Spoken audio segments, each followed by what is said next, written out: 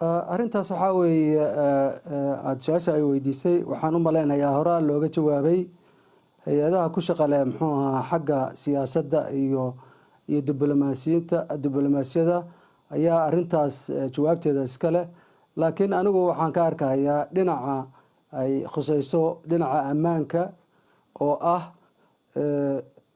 maxay saameyn ku yeelan kartaa ammaanka iyo xillimada dhinacaas aan ka fiirinayaa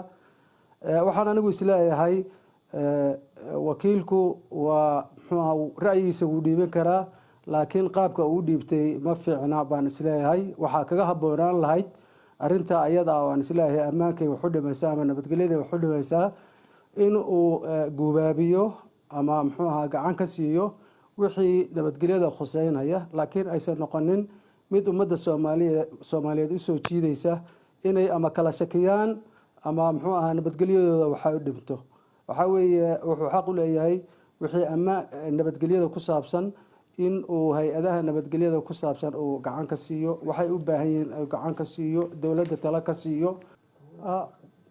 waa mahadsan tahay laakiin waxaan ku leeyahay qaramada midoobay Soomaaliya waxa ka mid tahay xubin qaramada midoobay ka mid ah weeye waxa weeye mana ku ahan hal qof oo dawladda Soomaaliya ka cabatay in ay saameyso qaramada midoobay oo dhan iyo waxyaabaha ay u geysato xubin ka mid ah xubnaha ka tirsan qaramada midoobay waxa weeye halkan arintu waxa weeye waa hal shakhsi halka shakhsina waxa weeye dawladda Soomaaliyeed qaabka uu dhaqmayo iyo habka uu dhaqmayo iyo nabadgelyadeeda sida wax ugu dhimi karto ayay dhibsatay saasayna muxtaqana ay uga sameysay wuxuu ahaa ficil arinta kaga hortagto marka xubnaha ka mid ah qaramada midoobay hal qof inay muxuu ahaa tiraahdo hal qof oo qaramada midoobay waa gartay ficilkaas ka mid ah aad ku gartay ficiladaas ka dhashay maxaa ka dhalan kara ficiladaas la isku celceliyay iyaga laftigooda oo ka mid ah ficiladan la isku celceliyay ee warqadaha la isku dirdiray ee la leeyahay ninkan dalka ka baxo isaguna uu dhowr qodob weydiinayay inay wasiirada ka soo jawaabaan maxaa ka dhalan kara soo cilaaqaadka qaramada midoobay iyo meeshaas kuma xumaan kara dawladda Soomaaliyeed ninkan wuxuu qabanayaa shaqo loo igmada xasuusnow waxa weeye horta cilaaqaadka iyo arrimahaas wixii ku saabsan siyaasad iyo xagga diblomaasiyada waxa uu qaabilsan sidaan hore kugu sheegay xubnaha wasaaradda arrimaha dibadda iyo xubnaha kale oo ka sii sareeya laakiin anigu waxaan taabanayaa waxay wax u dhimi kartaa ammaanka qaranka Soomaaliyeed iyo ummadda Soomaaliyeed oo dagaal kula jirta maanta dadka nabadiidka dagaal kula jirta ayay wax u dhimi kartaa taasna qaramada midoobeyna muxuu ahaa uma ahan maslaxa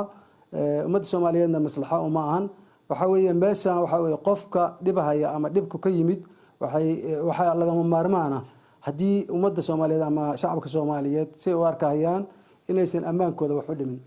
waa gartay dhowr jeer ayaad iigu celcelisay inay dawladdu iyada ka jawaabtay warqadda laakiin adiga aragtidaada haddii aan ku weydiiyo waxa dawladda la weydiiyay waxay inay jawaab ka soo bixiyaan 15 qofood oo baydhabo lagu dilay miyaan ahayn in laga jawaabo arrinta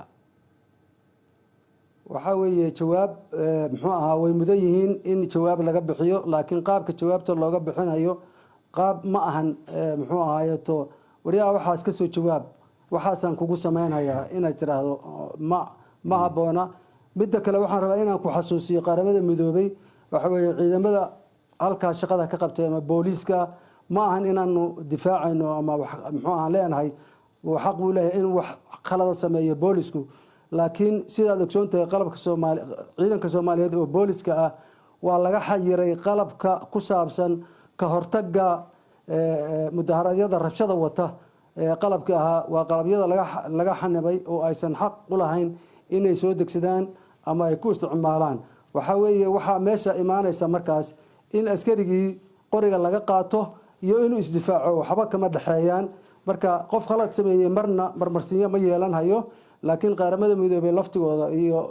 arrimahan kuwa u qaabilsan amniga waxay ka mid yihiin oo ka qayb qaateen laftigooda runtii in ay ka xanibaan muxuu ahaa mudaharaadyada rabshada wata sidii looga hortagi lahaa qalabkii looga hortagi lahaa intaba waa mahadsan tahay haddana lama joogaan ciddaan dul dhigno ama hor dhigno eedahaasa u soo jeedis aad iyo aad ayaad u mahadsan tahay mudane Cabdulqaadir